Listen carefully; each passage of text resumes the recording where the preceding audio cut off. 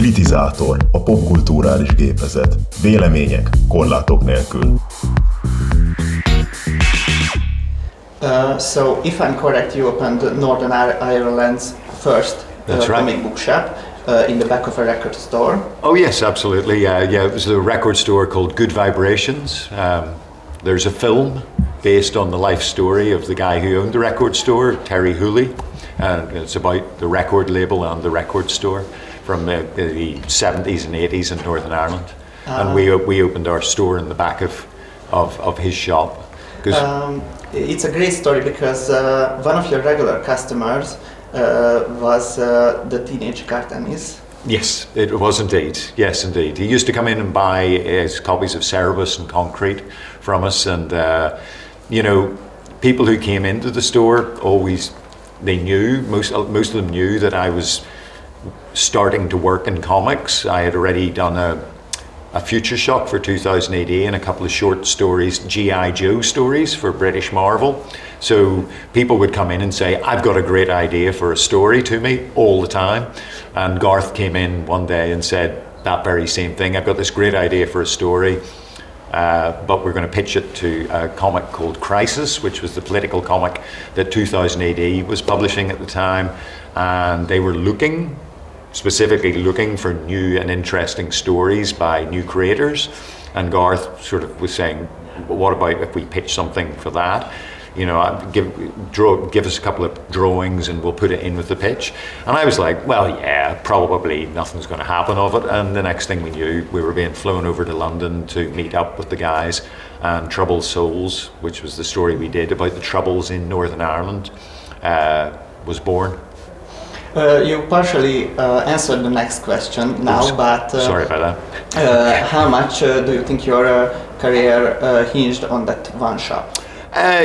I mean, it helped, but I was already in the industry. I mean, if it hadn't been for Garth coming in, I think I might have gone a slightly different direction within the industry, more leaning towards superheroes and less towards the sort of anarchic violence sort of stuff, which Garth and I became famous for, really. So I don't know how my career would look now, but certainly I was already had my foot in the door and wasn't going to take it out again. I mean, all I had wanted to do since 4 years old was draw comics, and that's all I had been focusing on my entire life.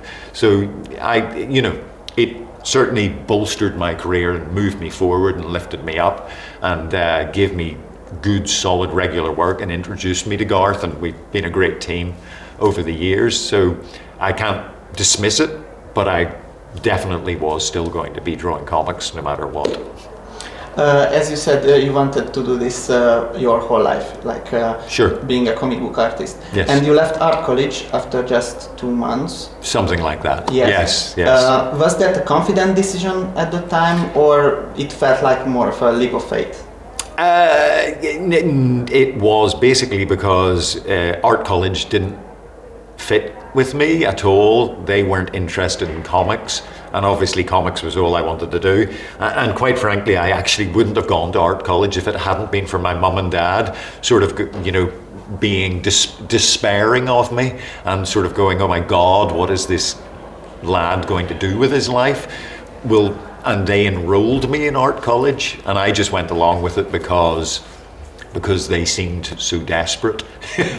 And then after I was there for 2 months or 3 months, I was just like, no, this is terrible. I hate this. I hate everything about it. It was all designing packets of cornflakes or tea kettles or whatever the hell, and I just couldn't bear it. It was soul destroying, and all the while I was still drawing comics. So I quit art college and opened a comic shop instead, and continued to do sample work for Marvel and DC. And honestly, I got my very first job for Centurions, drawing Centurions, which was a terrible toy tie-in.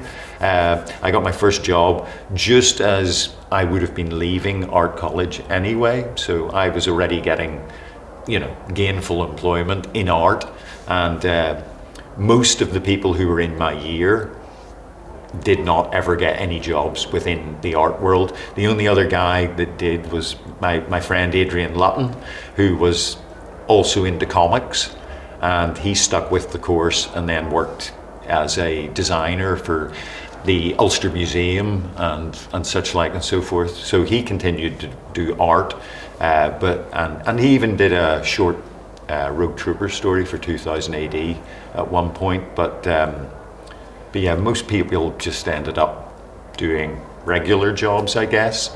And I had already broken into comics, so yeah, art college just wasn't a good fit. It was just not my bag at all.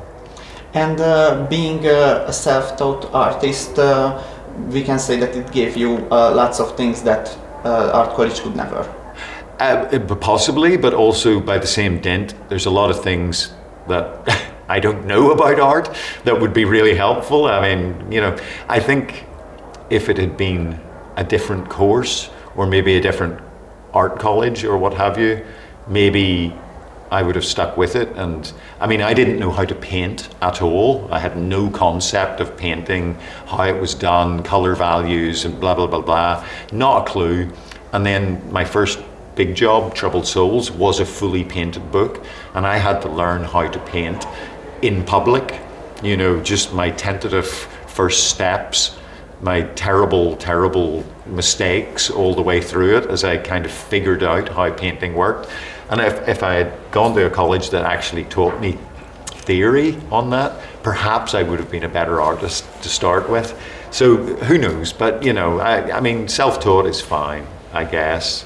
I mean, there's still a lot of quirks in my artwork that I think are because maybe I've never really understood certain things. I mean, even now, I very rarely use perspective at all. You know, people use perspective grids to figure out perspective on buildings and things like that. I just bullshit it all. I just make it all up. I just kind of like, well, you know, that's about right. And that's the way I work. And I'm not even fully sure I really properly understand perspective. But then Jack Kirby never gave a damn about perspective either. You know, Kirby would just draw what felt right. And I think that's a pretty good sort of starting point is, you know, I mean, Kirby knew how perspective worked. He knew how anatomy worked. He just decided that he would draw from his gut or heart more than, you know, all that other stuff. And I'm the same, only without the pre-knowledge. So, you know, I kind of just draw from my gut and heart, and I make a lot more mistakes than Jack Kirby ever made. Absolutely. I mean, he's a genius, and I'm an idiot. So, you know, that's the kind of differences. Hitman's 34th issue won the Eisner for Best Single. Yes. And DC at the time didn't promote the comic properly. Maybe, you know, I don't know. I mean, I've only got... DC were always pretty good to me and Garth. I mean, there were a couple of things where, you know, they... like Batman throwing up... I mean, Tommy throwing up on Batman, and they kind of had to change it because they wouldn't allow it to be shown the way we had drawn it. Things like that. But those were only niggling editorial things, and it's nothing particularly. But they backed the book, and they allowed it. And when it was starting to sell poorly, they gave us the option to finish it, you know, tell the full story, finish it, and make sure we were done. So that, you know, so they treated us pretty well.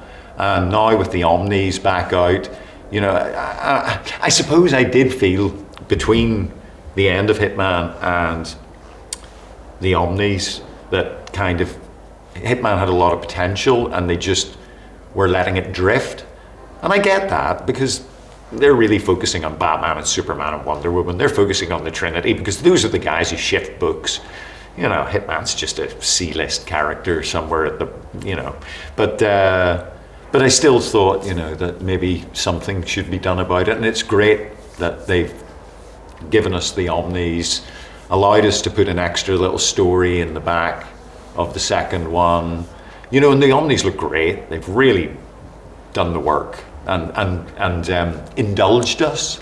You know, I got to do a how to draw Beethoven page at the back of the second Omni and things like that. Just stuff I wanted to do. And they were like, yeah, go ahead, knock yourself out. So, you know, I've got no complaints. I've got no complaints about DC, and, you know, anything bad that happened between me and DC was generally my fault.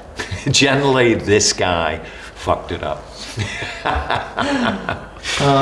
You mentioned Hitman as a C-list character, but now that James Gunn took over at the adaptations, a lot of characters who Sure. most people never took that. Well, I mean, you know the TV show Kite Man, the cartoon show Kite Yes. Man? Well, 3 of the supporting cast of Hitman are in the show, you know, and the bar, of course. Noonan's bar is in the show, and it's quite surreal, you know, seeing Six Pack and Sean Noonan and Mo Doubles, of all people, in a cartoon show. So that's nice, and it kind of feels like that's laying the groundwork for something. And I did see an interview with Gunn and his second in command, and I cannot remember his name, so if you ever see this, I apologize profusely that I cannot remember your name, because when you were asked what other characters you would like to do, you said Hitman, and up popped a nice big picture of Tommy. And so I'm quite, I mean, who the hell knows? But it would be lovely. I think a TV show would be the perfect vehicle. Maybe 6 seasons of a TV show could really let the story tell itself and go through all those arcs and just make sure that you lean into the madness. You know, you've got the crazy laboratory on top of the hill, and you've got the dinosaurs, and you've got Six Pack, and you've got the cat signal. You know, just lean into the crazy, and but also the heart and the soul of it, and the bromance with Ringo and Sean and Tommy and all that. So, yeah, it's fingers crossed. Who knows? I you know, it's Hollywood. Who the hell knows? But it would be. I think it would make a terrific TV show. Trouble is, of course, that you've got the Hitman film and game, so obviously it would need a different name. So something like Monaghan or Noonan's or Gotham's Hitman or something, you know, or Tommy would do very nicely as titles for it. But, you know, I have no say in any of this. Dead Eyes feels like a real labor of love, and with the final issues coming out in 2026, Yeah, I hope so. Yes. I finished it. Just before Christmas. And thank you for asking about it. That's very nice of you, because it is a labor of love. And Jerry and I poured our heart and soul into the series. But literally, I was thinking about it. I'm just about to turn 60. And I realized that I started drawing Dead Eyes when I was 51. So I've spent pretty much all of my 50s drawing 9 issues of a comic, which is really, really slow. But of course, we had a shit ton of setbacks, just stuff that we could never have known was going to happen, that really knocked the wind from our sails in so many ways. But yes, it's all done except for the colouring on the final issue, and hopefully I will get some news about when it's going to come out of Image in the next wee while. I'm not sure if they're going to finish the last 2 issues as floppies and then go to trade, or if they'll just go to trade. I don't know. I'm not sure. I don't know what's going on with that. I got the job done and just collapsed in a heap for a while. You know, and just lay there, sort of recovering, because that was a long haul towards the end. And at the end, what do you hope that the readers will take away from Martin Dobbs? Well, you know, it's basically a searing indictment of the terrible state of America, the so-called healthcare, rich people just shitting all over poor people, Martin is your classic, downtrodden hero who's just desperately trying to make his way and fight and just has no control. And I mean, the second series really leans into his lack of control so heavily. So it's just about that lack of agency that anybody seems to have at any given moment, probably in any society, but especially in America. It seems in first world country, I suppose, and especially in America, where you can just lose everything in a heartbeat. Everything can be taken away from you without you doing anything wrong, with no fault of your own, and just the system just craps all over you. And I guess that's what, it's just us doing our tiny bit to shine a little bit of a light on that, and just say, this is wrong, this is so bad, and really, let's not do this. Let's not give all our money to billionaires and have no money for real people. Maybe some sort of more socialist kind of way of doing things would be a better way. I don't know. Call me crazy. I don't know. I only want to ask one question about The Boys. Sure. But it obviously became a global phenomenon on Amazon, and your work on the comic came a long time before that. And if you saw it, like Herogasm, the episode, did it feel like vindication for the original work or a completely different animal?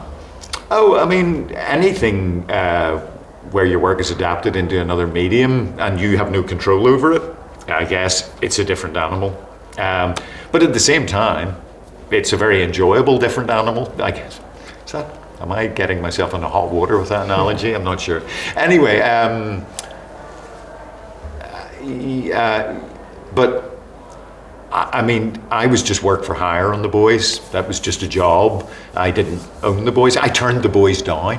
Garth rang me up just after Hitman and said, do you want to draw The Boys? And I said, no.